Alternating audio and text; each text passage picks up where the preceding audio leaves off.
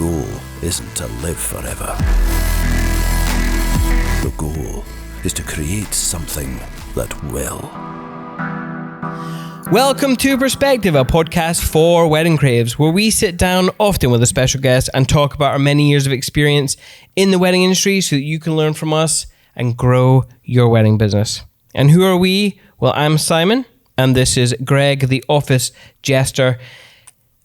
Together we're Cinemate Films, Scottish-based wedding filmmakers, and we've teamed up with Photography Farm to bring you 6 special episodes in anticipation of Thrive 2023, an all-star wedding photography workshop taught by 6 phenomenal mentors.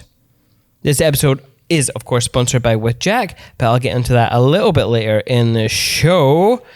Greg, who are we talking to today? We are talking to Jodie DC Mitchell. Jodie! Thank you for joining us.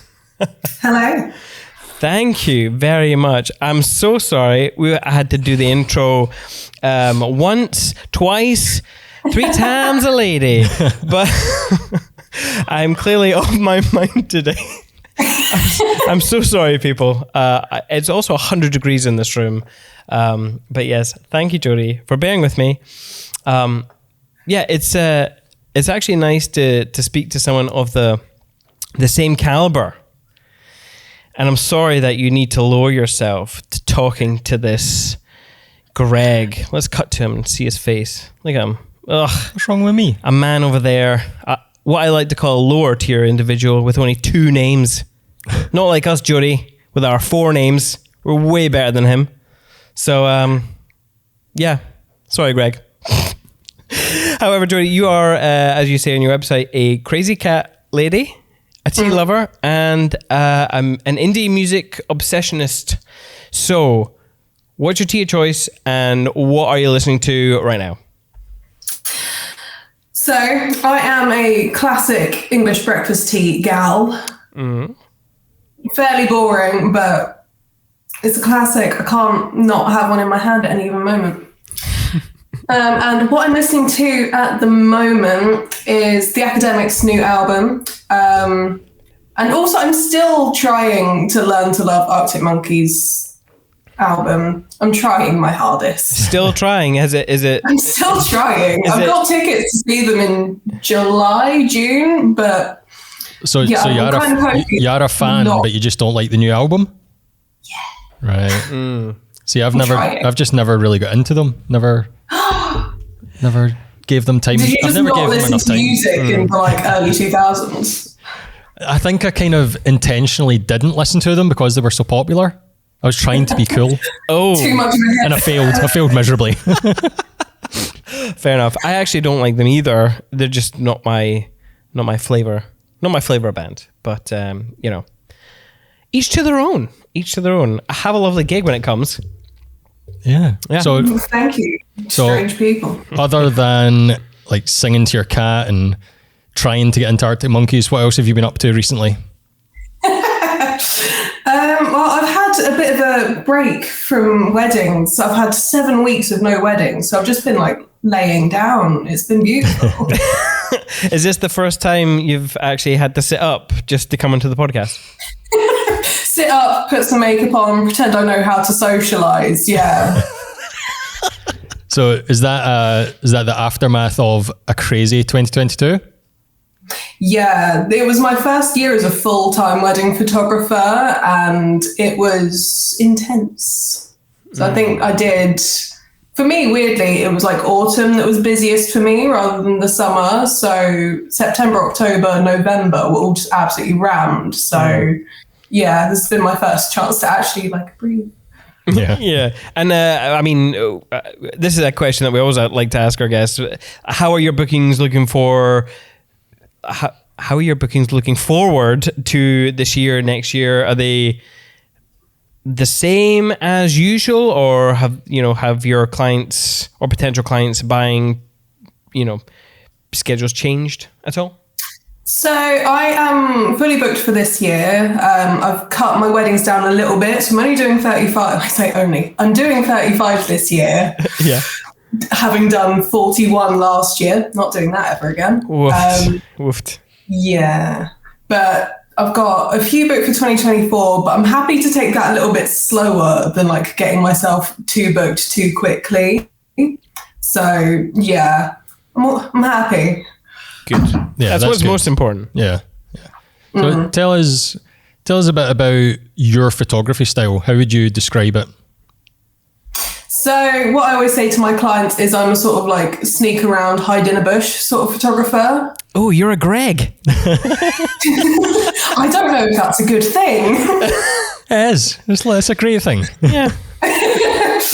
So yeah, I'm usually lurking somewhere, not very in your face, but also just quite like vibrant and just sort of a little bit darker, but still bright and interesting. Mm-hmm. What are your general like influences in terms of like photography? Do you take influences from the wedding industry, or are you more like film or art or? Yeah. I think very much other photographers inspire me. Like in particular, like a blend of Rebecca Carpenter and Natalie J weddings. Like the way they are both really vibrant but quite different. I sort of like to smush them. Yeah. Rebecca Carpenter getting all the love on these podcasts, I swear. Yeah. That's We're all just massive fangirls for her. Just massive, yeah. That's why she's back for a second year in a row. That's right. Yeah. That's right. Absolutely. So when you are sort of creating an image at a wedding, what's important to you? Is it the emotion, the light? How do you balance all these things? So my priority is always making sure my couples are as relaxed as possible and are actually enjoying themselves. Like it's not about me. As much as I love getting like the shot that I go home and be like, oh my God, I'm really excited about this shot. If they're having a laugh, if they're having 10 minutes to themselves where they can like decompress from a mental wedding day, that's my priority. When you're taking an image then, what do you look for on the day? Like, is your mind constantly thinking, like, where's the light going to be? Or are you just waiting for emotional moments? Like, what goes through your head even before you push the shutter button? Yeah, definitely the emotion.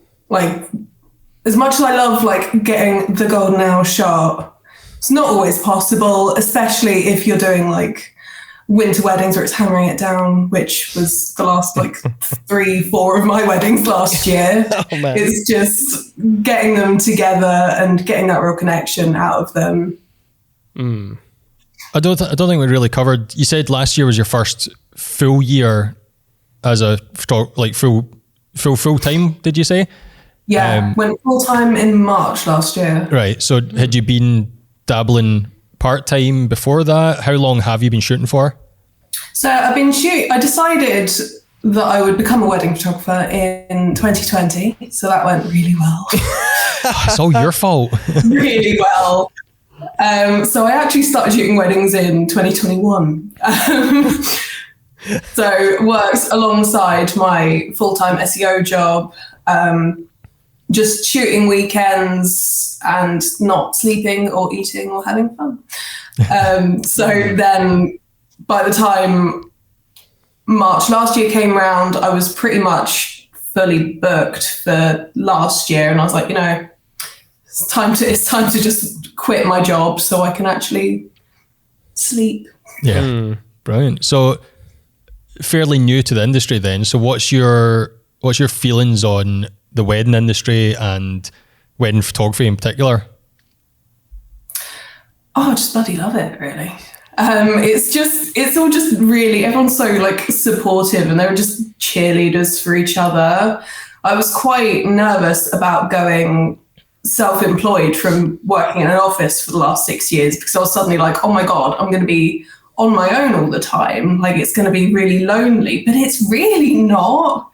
Like they might all be internet friends that you've never met in real life, but they're still friends that are all just like messaging each other and cheering you on, which is really nice. Yeah. Yeah. What was it that kept you going through the pandemic with wedding photography? Like, is it the money? Is it the like getting rid of the 9 to 5? Like, what keeps you coming back and pushing forward? It was definitely the goal of getting rid of my 9 to 5, having that freedom, that sort of like choice of how and when I'm working. Mm-hmm. Like, obviously, starting off in 2020, there wasn't any money for me to earn. So that didn't really play a part. It was definitely getting that freedom and just being able to work for myself. Mm-hmm. When we were speaking to Taylor Jackson, he mentioned that what he loves about wedding photography is the kind of, it inverts the 9 to 5, which, I mean, we talk about that on the podcast, how it's like, why am I always so busy? Like, okay, it's not 9 to 5, it's like fucking all day, 24/7, every waking minute. Like, are you the same? Yeah, I am. I'm very much a night owl, so I'm sort of I'll get up at like 9, 10, mm-hmm. and then I'll work from like 12 till 10, 11 o'clock at night. But that's like, I wouldn't have been able to do that when I worked in an office, so I'm happy. Yeah, totally. So again, it's kind of like a question that we've been asking all of our guests recently, and it's been quite interesting how they've been answering it. When you're booked for a wedding and you're on a wedding day, especially because you mentioned, you getting really excited when you get the shot, who do you shoot for? Do you tend to shoot more for your clients, or do you tend to shoot more for yourself? And I just want to reiterate something. There's no right or wrong to this. I don't want people listening to be like, well, I'm all about the client because that's what counts. They give me the money because, swings and roundabouts and all that. So, go. Depends on the venue for me. Oh, okay. Yeah, if it's like, obviously I'm always shooting for the client. Yeah. But if it's like a venue that I'm like, shit, I've been excited about this one for months, I'm like, right, I need some content for me that I can put on the gram, blog the shit out of, so I can come back here, basically. Yeah. So would you say you're still kind of portfolio building to an extent? Yeah, I don't think I'll ever stop portfolio building just because I'm still learning. You're always sort of changing, evolving as you shoot. So there's always something new to show off, really. Yeah. Yeah, I get that. Yeah. It's interesting because obviously we've been speaking to people who have been in the industry for a while. So they're what we're finding is their go-to answer is kind of, the client. But I know a lot of our listeners who are new, people who are going to Thrive are going to be like, I just don't have that portfolio. So it's interesting to hear, the different points of view, the different perspectives, shall I say. Talking about perspective, here's our plug. If you want more perspective content, you can support us on YouTube. I didn't write the address on my notes, but hang on, it's youtube.com/@perspective by Cinemate. That's it. That's it. Yes, got it in one. And Greg, did you know we're sponsored by With Jack? I did. Cool. Here's our pre-recorded message of that. Hey, Ashley. Hey, I'm Ashley from With Jack. I'm one of the sponsors of the Perspective podcast. With Jack helps to keep photographers in business by supporting them financially and legally if they have problems with a client or they make a mistake in their work. We've all had that fear of our CF card or our hard drive failing and losing important photos. You can find out more at withjack.co.uk. Head over there and find out how we can help you be a confident creative. It's funny, Jodie, when we were just about to push the button, I was talking to Greg about how we don't really talk about our general lives at the moment. We've kind of just put that to one side. We certainly aren't talking about what we're drinking anymore, as our listeners might have noticed. But what's your just general like self? You know, what do you do as a person who's not working 24/7 as I said, like, what are your hobbies? Let's get to know you outside of the office. There's a life outside of the office. On to the next question. What do I do? I'm a bit of a gamer. Oh shit! Now you've just unleashed. Me too. What console are you at? PS5 and a Switch. Oh, are you excited for the VR headset? The VR2? Are you that kind of gamer? No, I'd be a danger to myself and others. That's how Greg. I'm too clumsy. I'm not aware of my surroundings. Wait, actually, maybe I should cancel your pre-order because you're quite clumsy as well, Simon. That is true. I've had to give up several hobbies just because I just fall over all the time. So yeah, maybe. Right. Yeah, saying that, I do pole fitness. There's a pole in the background. And yeah, I have to try not to die quite hard every time I'm up there. Yeah. Is it like bolted in to the ceiling and floor? Because I mean, obviously, I've been on TikTok. I've seen all the accidents happening. No, I just have to hope that it doesn't come down with me. Yeah. We used to have someone in the office, a photographer friend of ours called Susie Lee, and she took up pole fitness, and it looks incredible. What a workout for like your core. Yeah. I mean, your upper body. Like, do you find it's like particularly difficult or? Yeah. Oh, it is. Yeah, it's so hard. But you can do it for an hour and then you're just like, I don't need to move again for the week. So. Wow. It's fine. Damn, yeah. Fair enough. But yeah, you know what's funny? You don't see a lot of men doing pole fitness. No. I wonder what that is. Yeah, that's sad. Anyway, yeah. So you're a gamer. You're PS5. What games are you playing at the moment? So we are currently playing through the Yakuza series. Ah, yes. So we are on the last one, very excited about the new ones coming out. Mm-hmm. Also particularly excited about the Resi 4 remake coming out soon.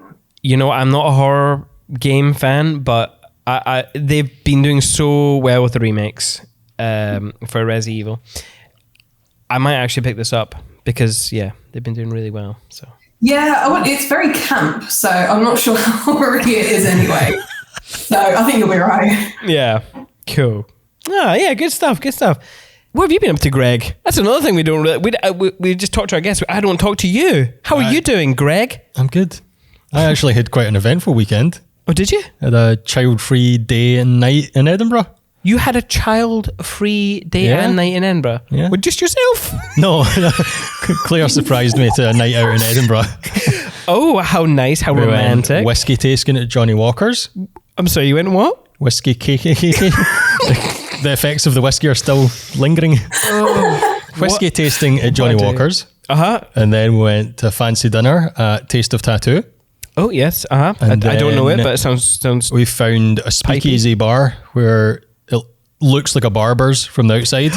And then you go inside, yes, and go down through a bookcase, and you're in a cool bar. Is it as good as it looks? Weird cocktails. Yeah, it was really good. Did you go there because Goonsey said that? No, was he there recently? Not recently, but he went with his girlfriend. And maybe the band, I'm not quite sure, but... What's it called again? Panda and Sons. Panda and Sons, yes. Excellent. Good times. It was good. Good times. Yeah. How was your weekend? My weekend. How was my weekend? What did I do? I can't remember what I did.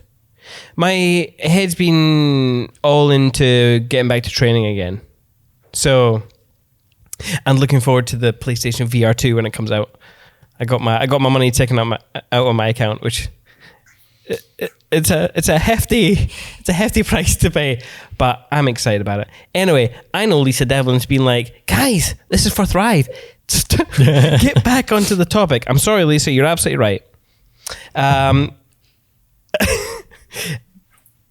Before we do get on to talking about your talk, Jodie, Greg, did you know, and I read this on Jodie's website, a huge 62% of users will be disregarded because they can't be found online. So a well-optimized website is crucial. Jodie, why is having a well-optimized website crucial for the success of your business? Because people don't really trust you anymore if you don't have like a website that's easily found, somewhere they can like look up stuff, somewhere they can find out about you. If you're just, I don't know, a phone number these days, it seems a little bit dodgy. A little bit dodgy. That's absolutely right. And not just because you look like Greg and me. I've got a website. I'm not dodgy. I've got a website. You do have a website. Yes. Yes, we do. We both do. Also, I assume if your website's optimized and people can find you, that'll be able to help you if you're struggling with bookings. So like we said at some point today, people are finding it, a lot of people aren't fully booked like yourself, and they're finding this year a bit slower. So how can optimizing your website help with that? So there are a couple of ways that optimizing your website in different kinds of ways can help. So if you're looking to get more like local bookings, like bookings around your area, if you don't want to travel too far, you can do some local SEO optimizations, including things like Google My Business that everyone will have seen at some point on the internet. So if you ever like look up your local supermarket times, that like section down the side, that's all Google My Business, comes up in like Google Map searches, things like that. So it'll really help people around you find you and discover your business. And then just generally optimizing your website is going to help you start popping up for those keywords that you want to be known for, that you want to attract customers that are searching for that sort of thing. And in case people are wondering why we're talking about SEO with a wedding photographer, it's because Jodie has spent the last 6 years studying this. Working as an SEO. SEOer. Yeah, SEOer. Yeah. So it didn't sound right when I was saying it back in my head. Yes. Jodie is. I mean, I really hope. I mean, this is what 10 years ago maybe, when you'd be like forcing keywords into a sentence. So I'm a wedding video filmmaker in Edinburgh, Glasgow, Scotland based video person, and I love making wedding videos and films. YouTube's going to love the captions for this.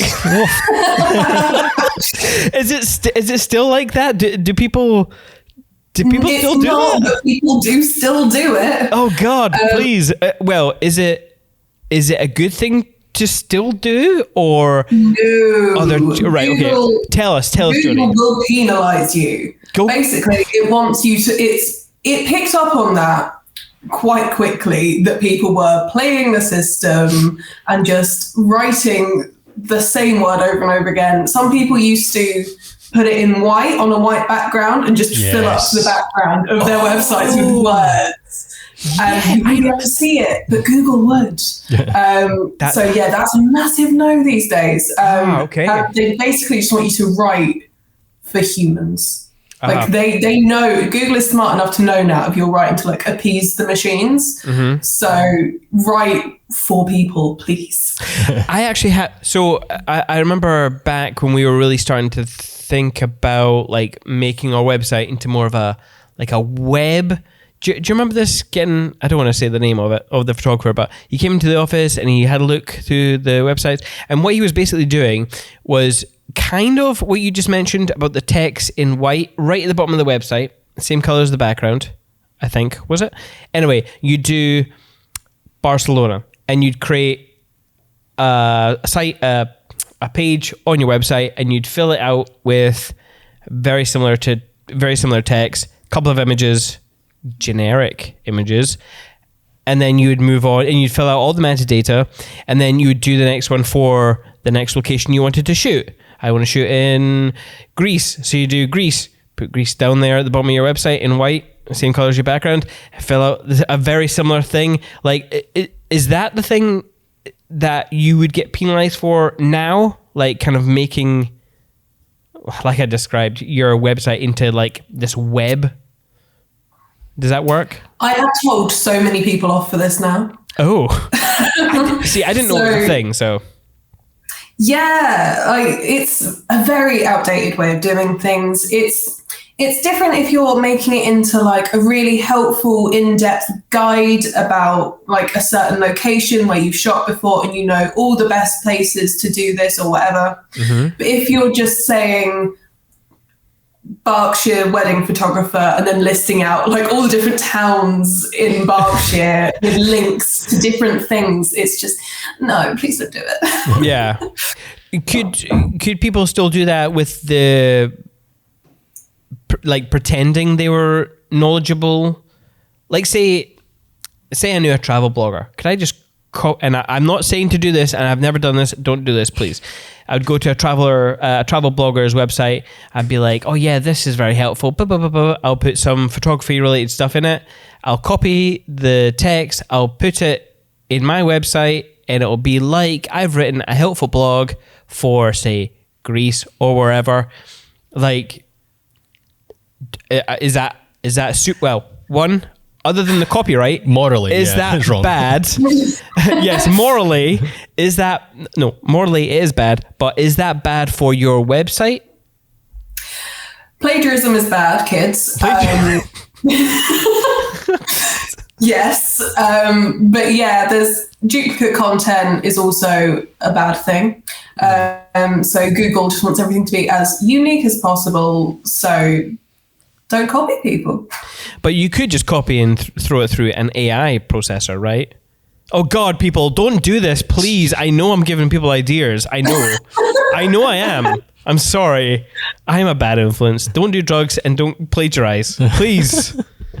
What would you say is probably the biggest mistake that people make nowadays with their SEO? Is it still keyword stuffing, or is there other mistakes that people are making? Yeah, it's keyword stuffing on a page that's got like 100 words on it and then about 50 links to other really empty pages. Mm-hmm. It's always like the triple whammy of all those things happening at once. So how do people do? In fact, have I written any questions about how we can improve our SEO? Maybe I have. Yes, I have. I'll tell you what. Let's talk about your talk for Thrive, which is titled "Creating Content to Build Your Brand."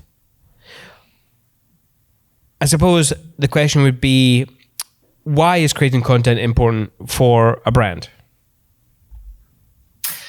That's a very broad question. It is. So answer how you like. So without content, you're not gonna have a brand, basically. Creating content to build your brand, it really helps to like get your personality across and sell you instead of just my photography services. So if you're like really like alternative-y, very indie wedding photographer, doing all the like cool emo weddings, there's so much different content you can create around that sort of thing. I've seen people create like blog posts with Spotify playlists in it, and that's always a really cool thing to do. It just sets you apart, and then there's a whole different matter of getting that found online as well. Yeah, I'm just wondering, this might be just a totally different thing altogether, but I remember we used to be in the same, what's that guy, the potter's name? Jono Smart. He said he used to sell pottery items. And the way he did it was to do a sale at a very specific time. He'd like batch all of his stuff and he'd do a one sale and it would all sell out very quickly. Now, Greg, you might know this more than I because I wasn't following his social media, but was he creating a lot of content? And is that how he created the buzz of this is when you buy? I think it was, yeah. But he had a massive following from sort of previous, like he built up a big following. So it meant that when he announced there's a shop going online at X date and X time, there was a queue of people waiting to join that shop. Right. So yes, he needed to create content to promote the shop that was coming, but he had a good following that were waiting to buy his stuff as well. Right. Okay. So that was more of a sales tactic. Yeah. On the sale end, not right. Okay. Sorry, Jodie. I just had to clarify that with Greg. Well, I suppose in terms of like building content, then have you noticed any content that's particularly popular for wedding photographers and even filmmakers in particular? Because you go on TikTok and dance videos are really popular, but I know a lot of photographers who just can't dance or don't even want to. So what content should we all be making, and why and where? So I find that the most popular like content types are always like really helpful guides on how to do stuff, because a lot of the time with our wedding clients or prospective clients, they've never done this before and they don't know the ins and outs like we do. Mm-hmm. So things like how to get the best confetti shots, how to make your group shots as quick and painless as possible, how to get the best like prep morning shots, all stuff like that they would never have ever considered from our perspective. It's always really, really helpful. Mm. Yeah. And would you, so when we were talking to Lily and Vic on their episode, they were talking about how they focus a lot on creating content for their website because that's the one thing they own. They don't own their Instagram or whatever, because Instagram could shut down or change their algorithm or anything. So do you agree that creating with mainly your website as the sort of main channel is a good strategy? 100%. Like Lily and Vic said, it's the only thing that you own.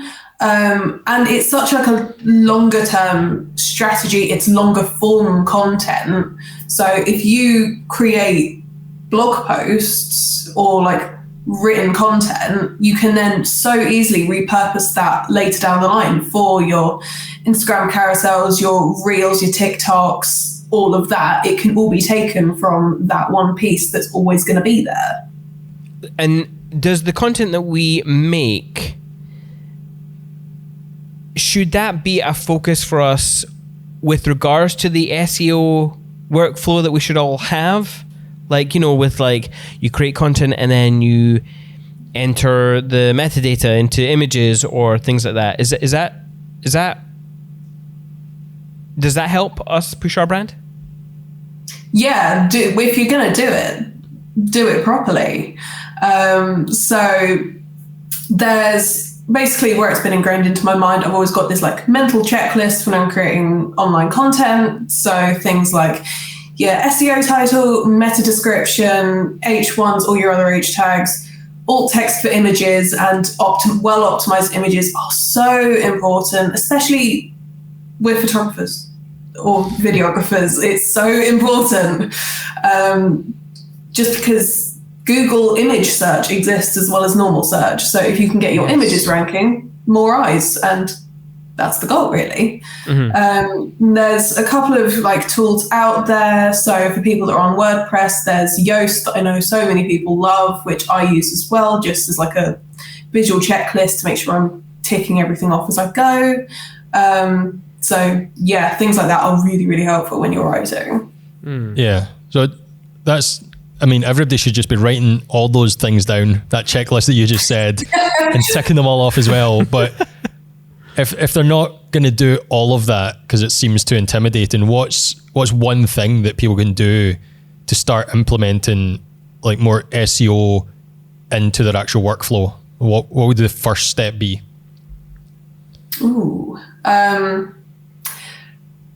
Write good content. Make sure it's long. It's at least 300 words, because that's the like minimum threshold to not be flagged as thin content by Google. Right. So make sure the content is there to be ranked. and then at least sort out your page title and your meta description, as those are the 2 sentences that you see on the Google results page. So those will be your first impressions before people ever even click on. What do you think photographers struggle with then in terms of building their brand? You know, I'm just going to, I was going to follow that with some more, but I just want to keep that kind of as open as possible, because I know a lot of us out there are going to have our different issues. So, and maybe you've got a particular way of answering this question. I'm not sure. I think knowing what people are targeting or what you want to target. So when I do SEO site audits, and when I do, I send a questionnaire out to people and ask what keywords they want to target. And a lot of the time they just say wedding photography. So that is so broad. It's so wide and competitive that you sort of need to nail it down. Yeah. The thing is, when you think about like on Instagram or just on your socials, people are always like, I'm a laid back natural documentary photo, or I'm an editorial luxury photographer. Like, they do know what they're aiming for, but when it comes to like their website, they cast the net as wide as they possibly can, which isn't necessarily the best thing for it. Do you think, sorry, 2 seconds.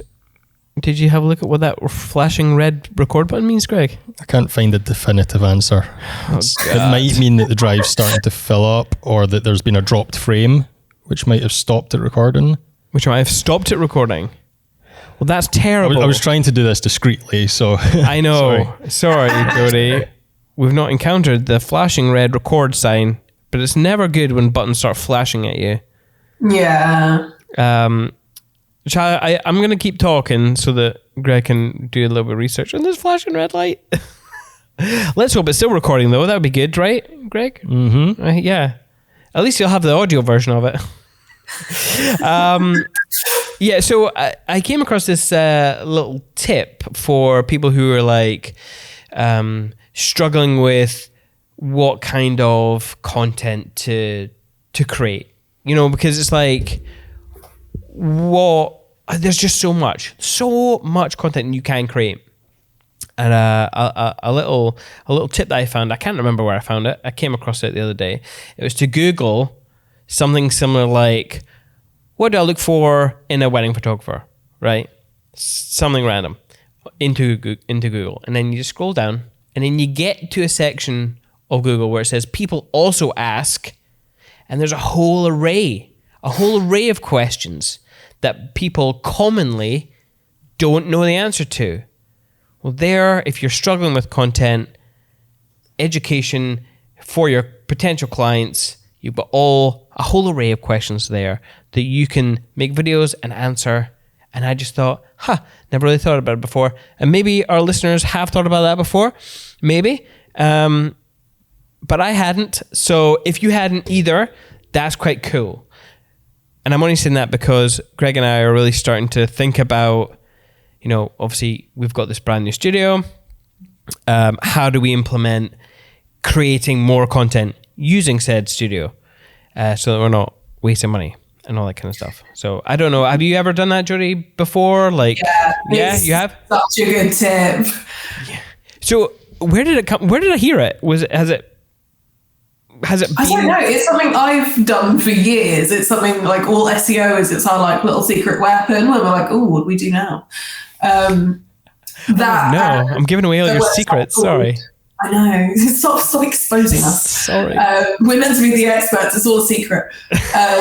That and Answer the Public, which is another really good tool that does something similar. So you pop in like wedding photography, and it will list out and separate all the different questions and like queries people are asking about wedding photography, and it'll break it down into like who, when, how, where, why, and then like loads of other different things. So you can look up all the frequently asked questions, all the different topics people are talking about. It's a really good way to find content ideas through there. Hell yeah. I love that, by the way. That's like, because I know a lot of people struggle with it. I know a lot of people do. I'm one of them. In fact, I've just been going through our Planly, just like posting, making sure every day there's something on Instagram. I am wondering though, Jodie, you were talking about the 300 word kind of thin, what was it? Thin content? Yes. What did you call it again? That is what I called it, thin content. Thin content. All right, great. It's, when I spent the whole day just adding days in, and I'm in June or July, and now I was getting to the point where I was like, anyone going on a Sunday walk? Question mark with a nice shot of people walking, after a wedding ceremony down the tunnel, or that kind of general thing. Is this bad? I mean, one, I know I need to do better because it's not very engaging content. I know it's more like we're here. Don't forget we're here. Which is that beneficial for our brand? Can I interrupt? Oh God, yes. I think it's. Oh no. I think it's indicates that it's dropping frames, so it's not recording rightly. Correct. Okay. So maybe want to stop that. Just Okay. Quickly pop it in for a second. Sorry, Jodie. Let's have an intermission. 5 minutes later. Yeah, so we were talking about how I'm writing Instagram. I'm posting an image. It's a nice image, even though I'm a filmmaker. I realize it's a still from our films. But the written content is lacking. Is this an issue for our brand? Or is it beneficial that I'm still putting stuff out there? Thing is, with social media, there's such a short lifespan on it that I wouldn't say it's better to be visible than just not put anything out there at all. Mm-hmm. Obviously, if you can do a caption that's better than "Oh, it's Monday again. It's so cloudy," then that's good. How did you know what I'm writing? You've actually got your document up on screen.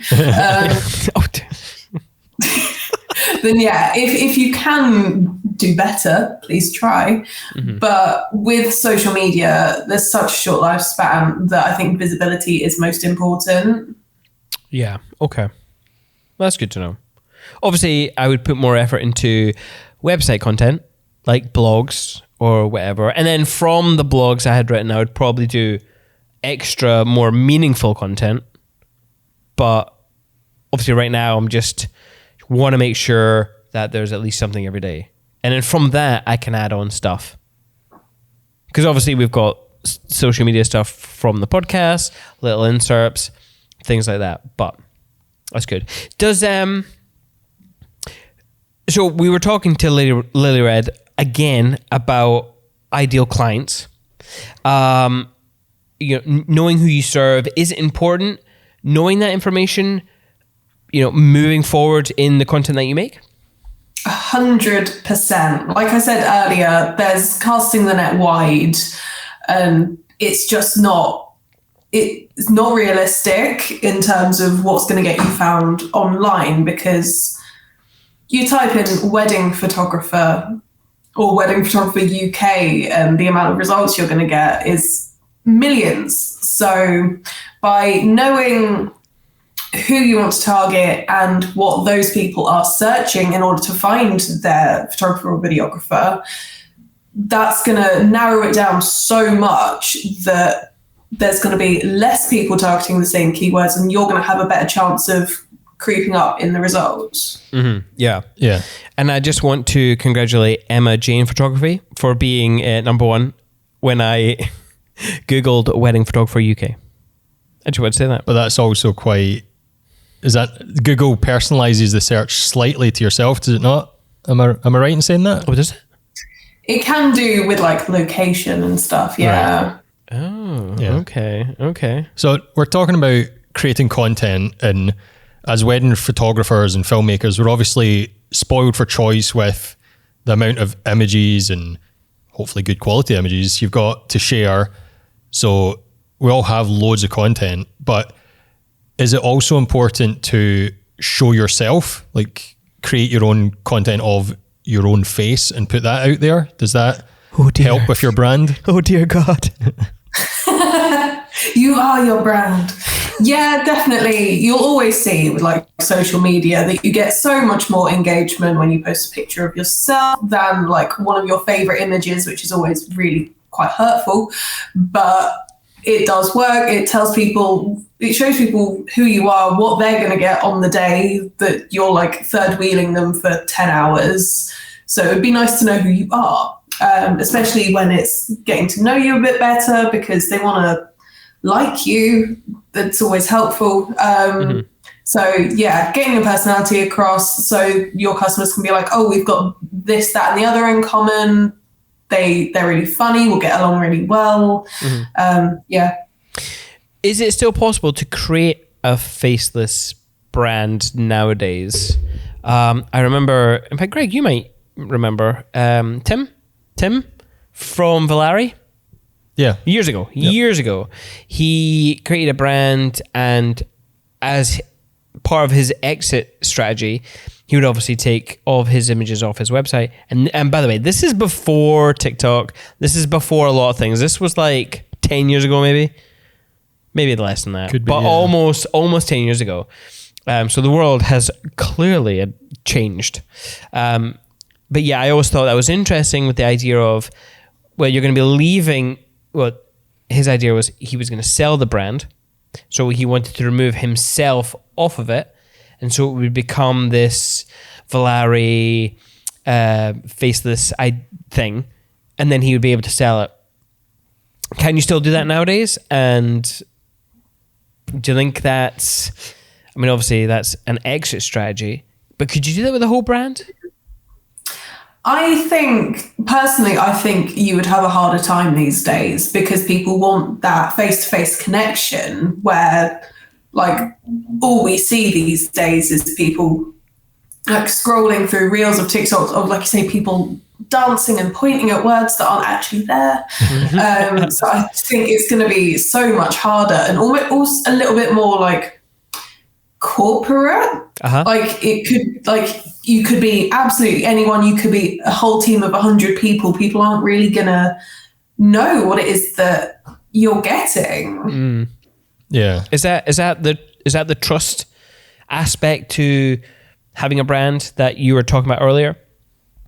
I think so. Like knowing like things like having an about page on your website with like showing you, your face, it really helps build that connection. People go, oh, this is a real person. I like, especially if like you're a family photographer, you're just going to meet this person in the woods somewhere.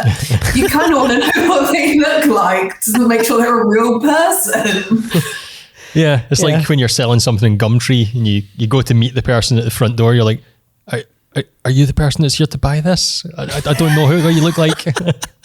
Yeah, but you don't want to be going to a shoot going, oh, are you the photographer? But as you say, like I remember posting a photo of us and seeing the engagement like 3-4 times as much as what a normal still or wedding highlights film would get for us. And it's like, whoa, that's just us. Like what? There's nothing special about it, but it's a sex appeal, Greg. It's a sex appeal. That's what it is. I assume it's because it usually gets your friends or your family liking it and commenting, and that lets the algorithms see that, oh, this is creating engagement. We'll show it to more people. Is that part of what's happening there? Yeah, I think so. So you always get like your pals commenting like, oh, I love this photo of you. And yeah, it does help give it a little bit of a boost. So that's always a good trick. If you see it, you're like, you've hit a bit of a engagement low, just chuck your face out there. Chuck your face out there. Worst to live by. I mean, I remember back in the early days, it was just our mothers who were listening to the podcast. I'm just kidding. It was never that dire. Although there was always a nice comment from your mum. Just my mum. Just your mum. Yeah. So what, there's the obvious social media platforms and your website. Is there anywhere else that people should be sort of creating content for or trying to establish yourself to get seen by potential couples? So another really good one that we haven't mentioned today is Pinterest. I'm not a Pinterest itself expert, but it is so good for like repurposing that content and another way to get more eyes back to your website. So like if you're putting like your photos up there from a wedding you just blogged, link that through to that blog, people are going to click, get way more eyes on your website, increase that visibility. It's so good. Yeah. Do you know any sort of Pinterest experts or anyone that is putting out good information on that? Because I feel like it is one of those ones that it's a bit of a sleeper platform. People are forgetting about it. Yeah. But you always hear people saying, oh, you should be putting stuff on there. So is there anyone you know that's an expert in that? Yeah. Or even if you have knowledge, give us the knowledge, because I have no idea about Pinterest whatsoever. What is it? I don't know. Some photographs every now and then with a... Yeah, it's a visual search engine. Okay. So it's like loads of images. You can put videos on there now because all content needs to be video. Rachel Emma Waring is like the ultimate Pinterest queen. She has like masterclasses and courses on them. She's so good. So get your blog posts, choose a few images from like your favorite of those blog posts, get them up there, link through to your new blog post, get it done. Interesting. Yeah. It's nice to hear that video is a...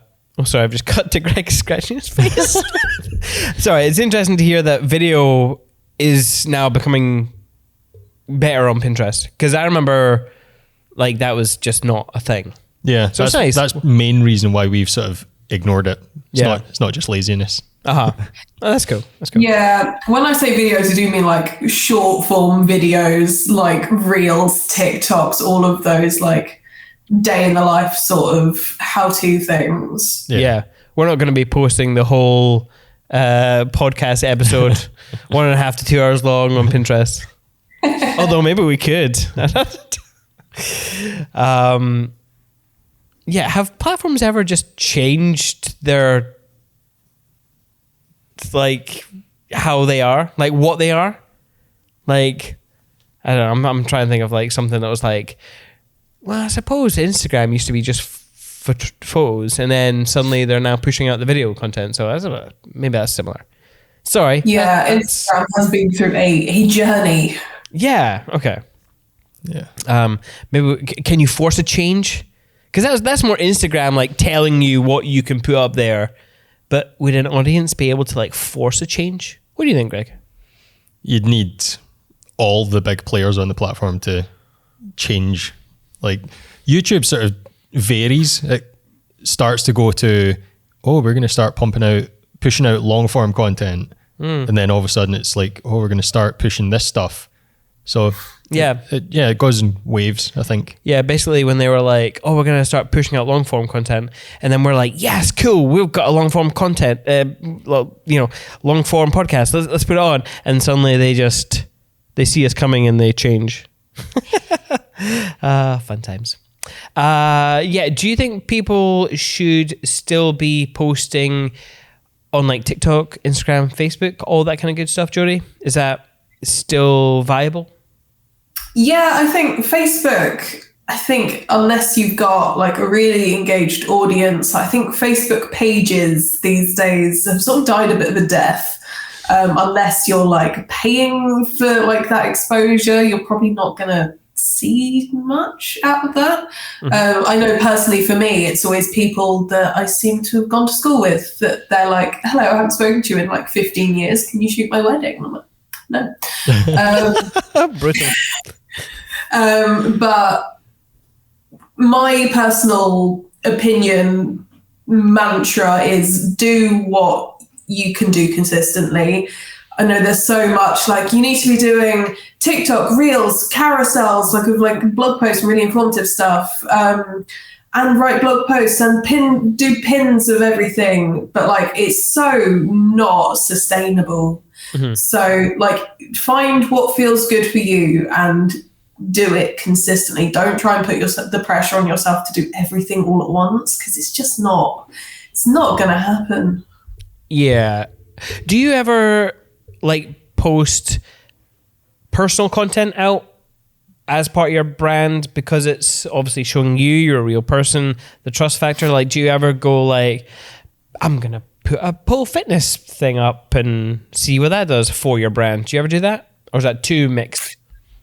I do. It depends on like the platform, as you say. Like if it's stuff like stories, then yeah, it's going to be there for 24 hours. It's more of like, I find stories are much more personal. Like people like to be nosy, see what you're doing in the day. I think that's really good to sort of show that you're like a real person and not just someone that lives at a desk, even though we all are just people that live at our desks. You can pretend you've got a really good life on stories. Yeah. Oh man, that's why I don't post anything. I'm like, I'll just look smart-ish for the podcast and that'll be me.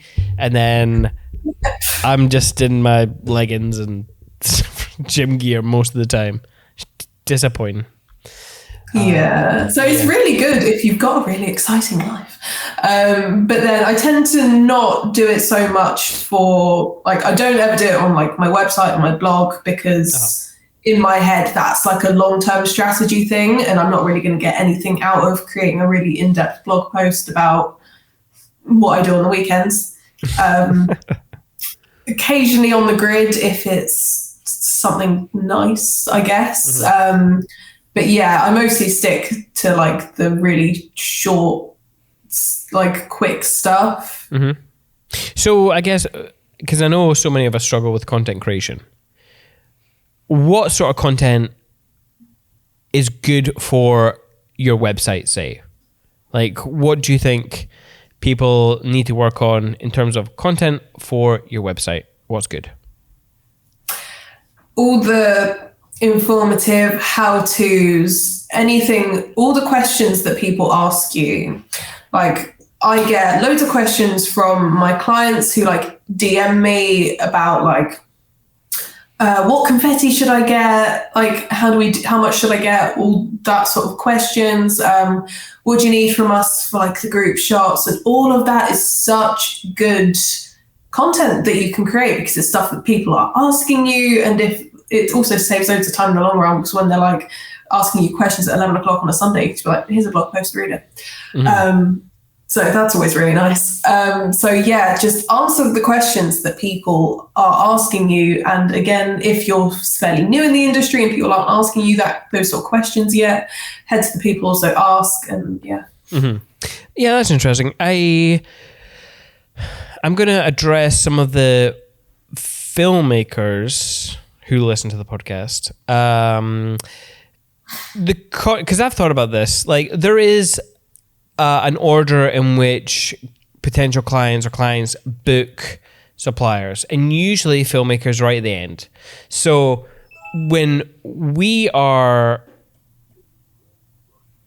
writing a blog, do you think we need to consider that order of things and just educate people on how to make their film good, with the assumption that photographers have already done the whole educating clients about, you know, how to do a confetti tunnel or a sparkler exit, or like, do you think we need to think about that?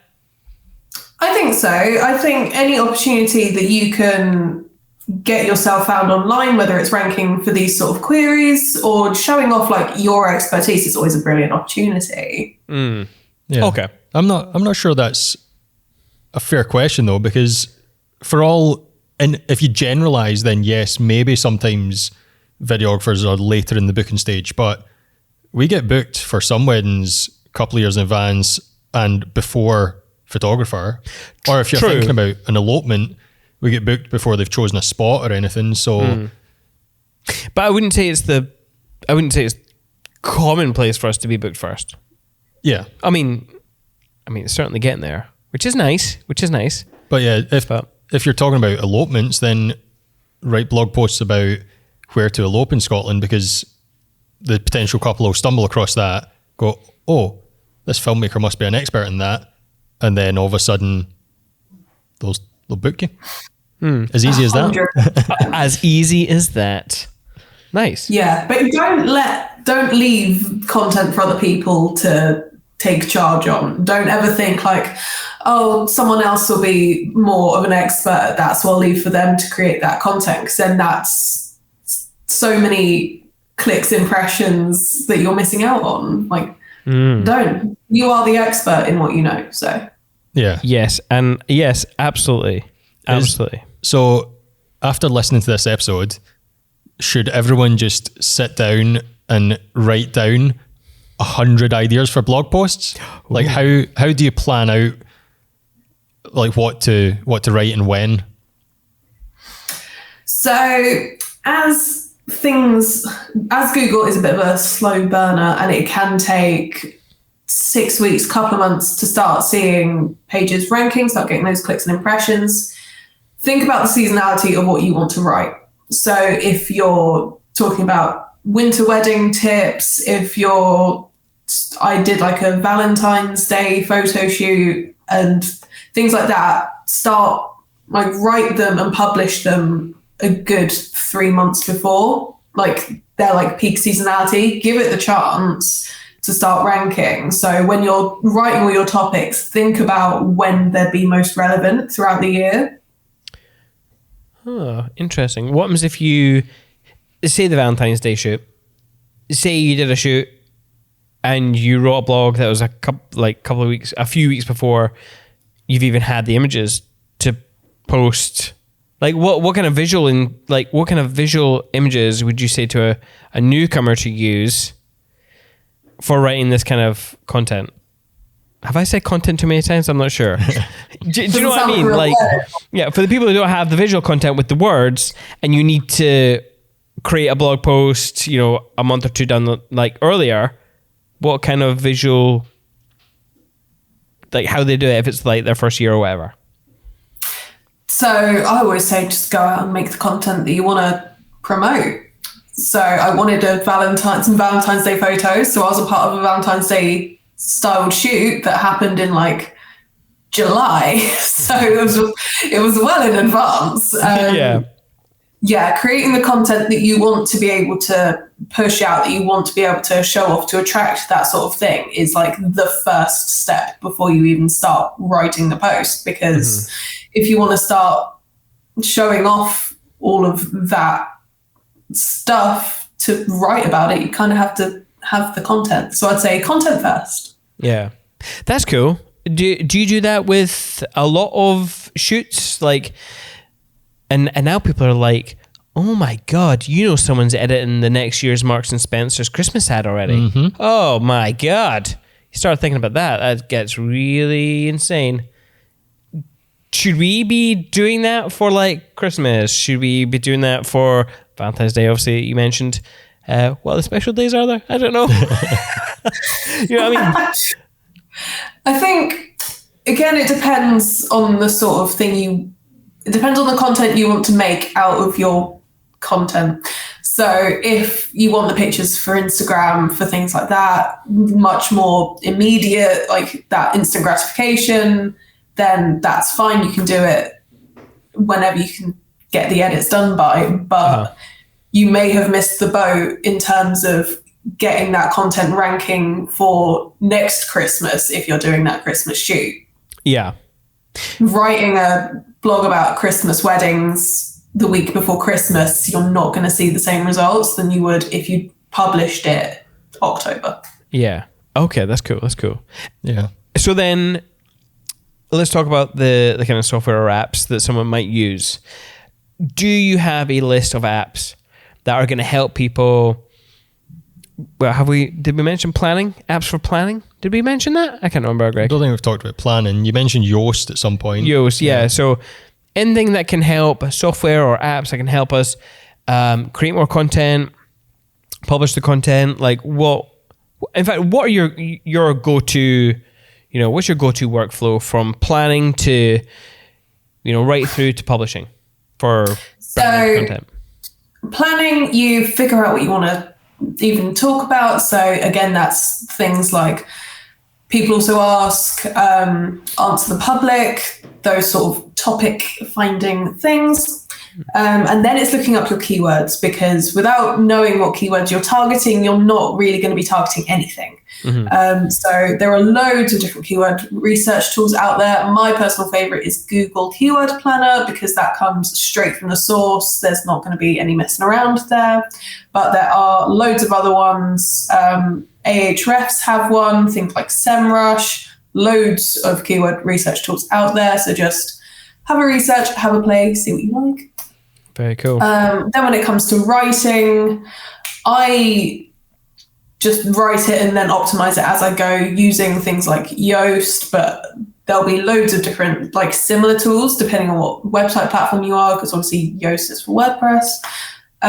There are AI writing tools out there that I have used and experimented before, but again, it might write stuff for you, but it's going to need heavy editing. So for me personally, I just write myself.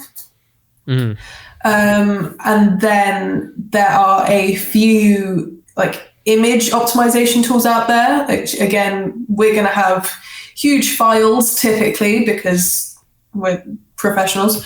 So there are loads of websites like TinyJPEG, Compressor.io for compressing your images, and an app called Smush, or a plugin called Smush for WordPress. And yeah, that's my like general workflow. Cool. All right. And you'll hear more about that at Thrive. And we're not going to talk anymore about SEO or content creation. Come to Thrive, buy your tickets. Yeah. It's not all SEO and website stuff at Thrive. There's shoot sessions as well. So Hell yeah. what's a shoot session with you going to look like? Are you going to do any sort of optimization sessions at all? Is it shoot sessions just? Ooh. So I'm not allowed outside because I'm the SEO nerd. So I'm not actually doing a shoot. I am going to be working with people on their websites. So you can get a one-to-one with me and we'll sit down together. I'll tear your website to pieces in the nicest possible way and just ruin your day, basically. Give you a massive to-do list and you'll come away knowing what you need to do to get your website found online. Nice. I mean, that's really how you develop yourself. You get other people to tear you down so there's nothing left. And when you're in a pile of your own tears and self-loathing, you get someone like Jodie to come on by, make you feel better after having destroyed you. show you what's that's how what. we work so well, isn't it? Yes, that's We right. just tear each other apart and then offer a wee loving hug. That's right. That's basically my whole plan for Thrive. I'm just going to make people cry and then offer them a tissue. I like it. Yeah, I like that as well. You know, I was actually fully expecting you, Jodie, to be like, oh yes, so I've got this Easter themed shoot because, you know, you got to content create early. March is too close to Easter. Oh, you're right. Oh, it is too close. What would be the next holiday? So Easter's like technically already begun. It was Pancake Day yesterday. Yeah. I know. And just for our pal over there in the corner, Miss Ashley Baxter, happy Ash Day.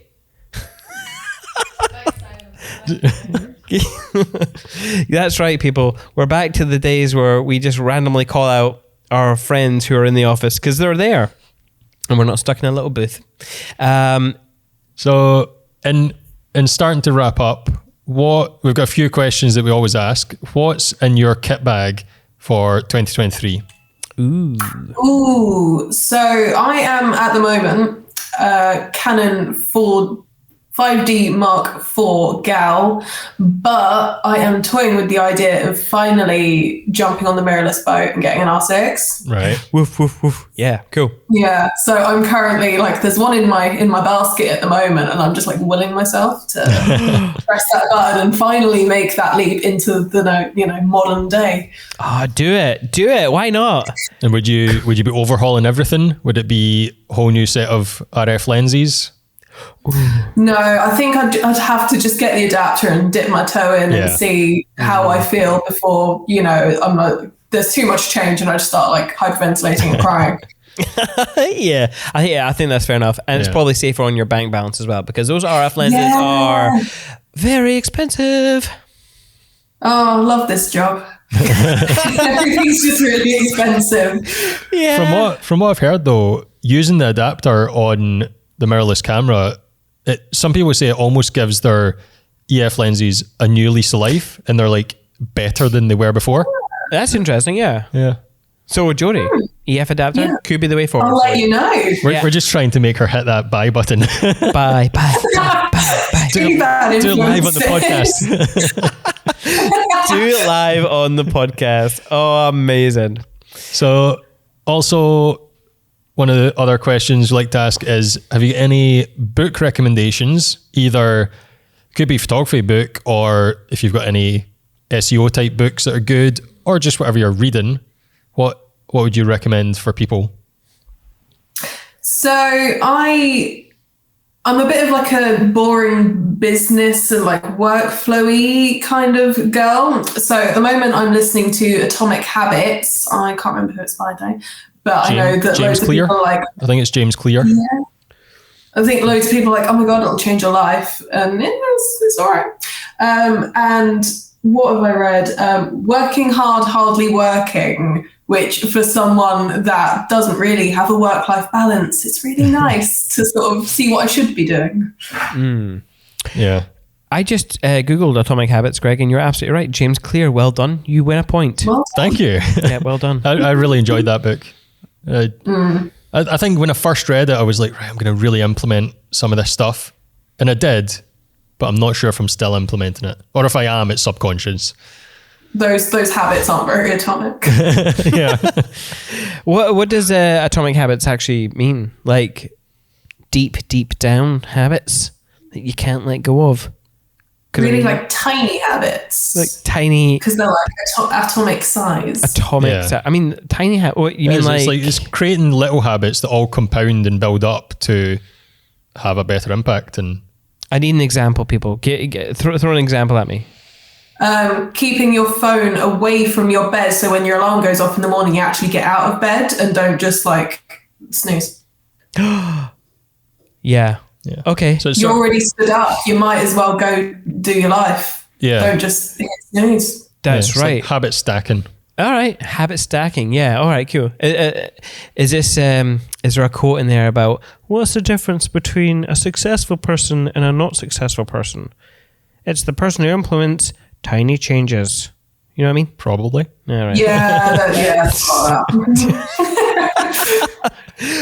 What else have you been reading? What other influences, Jodie? Ooh. That's kind of it. I got like really out of the habit of reading, and my like New Year's resolution is part of my like, I need to look after my mind and body. So I've only just like gotten back into reading, but it's nice. Yeah. Atomic Habit. There you go. Have a book close to you so you're always wanting to read. Or you just can. There's one. There's one. Any TV shows that you're watching? Or well, we've talked about video games. Yeah, anything you're enjoying? We were a little bit late to the party, but we just finished Wednesday, which we absolutely loved. Freaking love that show. Good. Have we talked about that in the podcast? So good. It's so good. Yeah. Oh, man. It's like a mix of teenage trash and like actual murder mystery. It's great. Yes, it's very good. Funnily enough, after the last episode of the podcast, I've been seeing, and I've forgotten the TV show that I've forgotten it. Oh my God, I see a poster for it every dog walk. The Yorkshire... Oh, the British one. Yeah. Happy Valley. Happy Valley, that's right, yeah. So I see that, so I don't know if it's any good. It looks good though. The production value looks pretty cool. Yeah. Anything else? Anyone been to the movies? I've not been to the movies in years. No. Oh, I went on Sunday and I saw the new Ant-Man. Oh, how was it? No spoilers. It's all right. Oh no, that's not what I wanted to hear. Damn it, Jodie. Yeah. Okay. I mean, is that like the unofficial start to the next phase?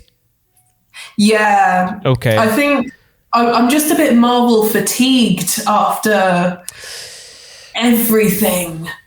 Yeah, I'm with you. Especially all the TV shows. I feel like it's the TV shows that have done it. Like, I really enjoyed the TV shows, don't get me wrong. But after Endgame, there just seemed to be just a lot. I suppose there were a lot of movies as well, but yeah, I'm with you. A little bit fatigued. And a little bit gutted that, DC haven't done anything that particularly good with their amazing superhero lineup. I mean, I know James Cameron's working on it. I mean, when was the last time DC did anything that was good?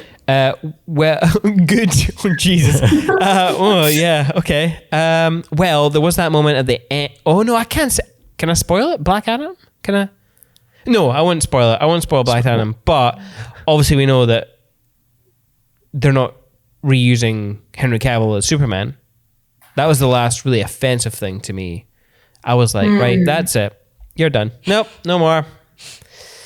And then obviously you've got all the fun moral grey area of even watching something like The Flash, which is coming out because of the actor that I can't remember. Oh God, yeah. Ezra, somebody, can't remember. Anyway, yeah. Let me know if you're watching The Flash, and if you had even thought of not watching it because of all of the badness, because you're a bad man, apparently. So yeah, I'd be interested to hear down in the comments. Let me know. Jodie, for newcomers out there, give us one piece of advice that they can implement in their business right now. Go. Create some content. Help people, inform people, educate people. It's the best thing you can do for your brand. Wonderful. Just do it. Yeah. Just do it. Get off your lazy butt and make some content, people. Sorry. Anyway. That's just part of the reason I make people cry. Yeah. Is your what's it called? Session? Your Thrive session? Not shoot session. Not shoot session. My not shoot session. Yeah. Is that still tickets available? Yeah, there are still slots available. Everyone obviously wants to go do the shiny content creation ones instead of getting verbally abused by me in the hotel. So yeah, if you're feeling brave, come get a site audit done. We'll go through your website together. We'll create a plan of action and I'll show you like the ins and outs of what you need to do. Hell yeah. You know what? I think we all need to do that. We all need to have a look at what we're putting out there, especially our website. Yep. Let's all make sure our websites are fucking top notch. This should be the year for websites and just 100%. You can't trust Instagram these days. So yeah. Way too many photographers on there. Am I right, Greg? Zuckerberg. You can't try and make everybody pay for a subscription. That's right. Got to pay for a blue tick now. A blue tick. Yeah. Is that not on Twitter? Is that Instagram Zuckerberg as well? just announced it as well, yeah. Oh my God. More like Zuckerberg. Rubbish. Anyway, Jodie, thank you. I'm so sorry, listeners. I have had something today that's not affecting me right. Jodie, thank you very much for being with us today. Where can people find you online? So for my wedding stuff, I'm at Jodie Mitchell Weddings, and then for my my SEO stuff, I am at Nowhere to Number One. Awesome. Definitely go give her a like and a follow, people. I think Jodie would appreciate that. Or even just comment below and tell us how awesome Jodie is. Or if she's made you cry in the past, I definitely want to hear your stories of tears and misery. Have you been publicly victimized by me? That's right. I wonder, could you claim that on insurance? I'd have to ask Ashley that. Emotional damage. Emotional damage. There you go. And people can find us online at cinematefilms.co.uk on Facebook and Instagram. Come and join us on YouTube. Hopefully you're watching already, but if you're a listener, we'd really appreciate you going over to the YouTube channel and hitting subscribe and liking, or even just commenting. I love when people comment. I have really gotten into a good habit of just like, commenting on, other podcasts. By the way, Sam Docker and Igor Demba, their podcast is great. And they need more views like we need more views. They've maybe even got higher numbers than us. Anyway, another idea, go and follow, and share their content because it's really good. Really fun to listen to. Plus, those are the last two guests of the Thrive mentors to attack with our words. Coming soon. So yeah, very excited. This episode has been brought to you by Photography Farm in anticipation of Thrive 2023. That's happening on the 20th and 21st of March in Brighton, and the 23rd and 24th of March in Glasgow. That's a month, Greg. Getting close. Lisa already put the it's a month till Thrive. Who's excited? And it's so nice to see people who are like, I'm coming to Brighton, or I'm coming to Glasgow, but I don't know anyone. Yeah. Meet up with people, definitely. You can like us, and then you can unfollow us if you want after. But if you want to hang out, chat to us, all cool, pals. All cool. Hope to see you there. 6 incredible speakers. Hopefully we've got to know them a little bit better with the podcast.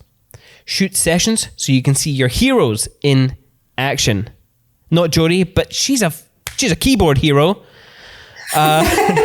Lunch and snacks are provided. It's held in 2 super cool boutique hotels. You get a killer goodie bag and a chance to hang out with your industry peers. Come along. I freaking can't wait. If you love this episode, you can hit that subscribe button on the YouTube at youtube.com/@perspective by Cinemate, or wherever you get your podcasts. And if you can, leave a review. We would very much like to hear what you actually think about this podcast. And if you think I'm lying, no, because I made changes to this podcast because one person on YouTube was like, can you stop talking about coffee?